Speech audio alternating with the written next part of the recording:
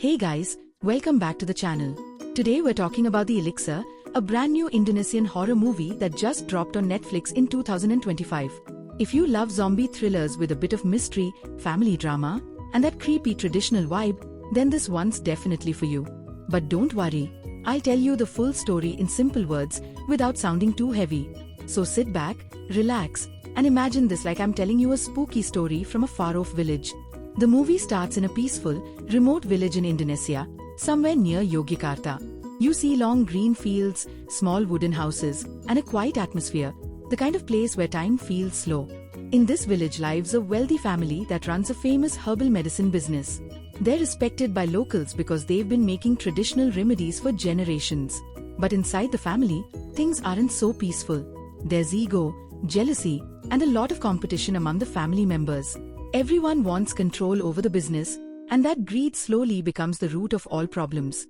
The head of the family, the old patriarch, is obsessed with finding the ultimate formula, something that can make people young again. He calls it the elixir, a magic potion that could bring health, youth, maybe even immortality. At first, everyone laughs at his idea. But he's not joking. He's ready to mix ancient herbal knowledge with modern science. And that's where the danger begins. One night, in their secret lab, they start experimenting, mixing herbs, animal blood, and chemicals. The process looks spiritual but also dark. It's almost like black magic disguised as science. Finally, after several failed attempts, they create something, a thick green liquid, glowing faintly. The old man believes he succeeded. He drinks a few drops, and for a while, it actually works. His wrinkles fade, his voice becomes stronger, and his eyes glow with life. The family celebrates, thinking they've discovered a miracle. But as time passes, the miracle turns into a nightmare. His body starts changing, his veins turn black, his skin cracks, and soon he becomes something inhuman. The elixir didn't give him youth, it gave him hunger for flesh. That's when the chaos begins. Slowly, the infection spreads. Anyone who comes in contact with the old man or his blood starts turning into an undead creature. The villagers start disappearing, and the peaceful village becomes a horror zone. Doors are locked, people are screaming, and the air smells of decay. The cinematography here is excellent.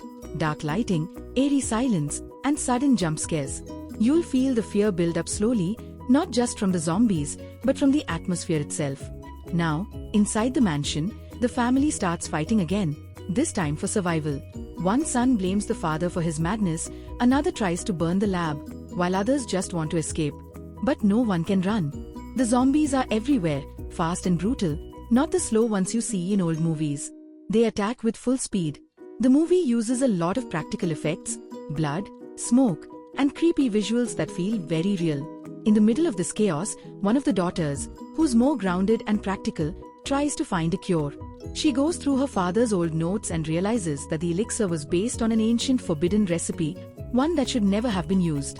She finds out that to reverse the effect, they must destroy the original source, the root of the herb used in the elixir, which now grows inside the mansion's basement, feeding off the dead. Yeah, it's as creepy as it sounds. So she gathers a few survivors, and together they go underground. Down there, the movie shifts into full horror mode, narrow tunnels, dripping water, and whispering sounds of the undead. The tension is strong. One by one, the group gets attacked. Some sacrifice themselves to save others. There's emotion here. You actually feel for them. It's not just random killing. It's about guilt, redemption, and family trying to fix their own mistake. Finally, they reach the source, a giant pulsating root that's alive, like a heart. The daughter burns it with fire, and the house starts collapsing. The undead begin to fall one by one, screaming in pain. She barely escapes before the entire place bursts into flames. When morning comes, the village is silent again. Only a few survivors are left, covered in ash, looking at the ruins of their home.